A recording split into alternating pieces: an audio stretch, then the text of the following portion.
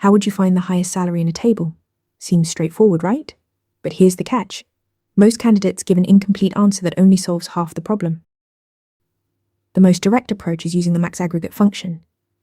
A select max of salary from employees gives you the highest salary value. This is syntactically correct, efficient, and exactly what the aggregate function is designed for. The database scans the salary column and returns the maximum value in a single operation. There's an alternative approach. Select salary from employees or BY salary desk limit 1. This sorts all salaries in descending order and takes the first result. While it works, it's less efficient because sorting the entire table is more expensive than a simple max scan.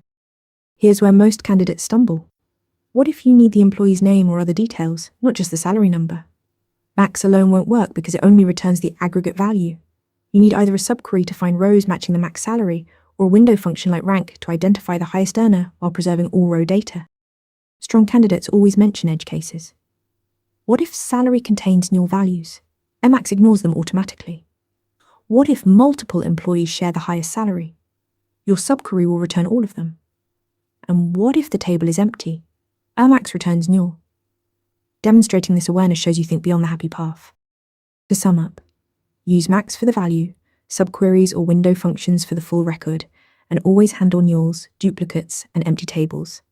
Master this pattern and your SQL interview questions. Want to get better at answering questions like this? With Interview Mentor, you practice real interview questions out loud. You get personalized feedback and a grade on every answer, and you can track your improvement over time.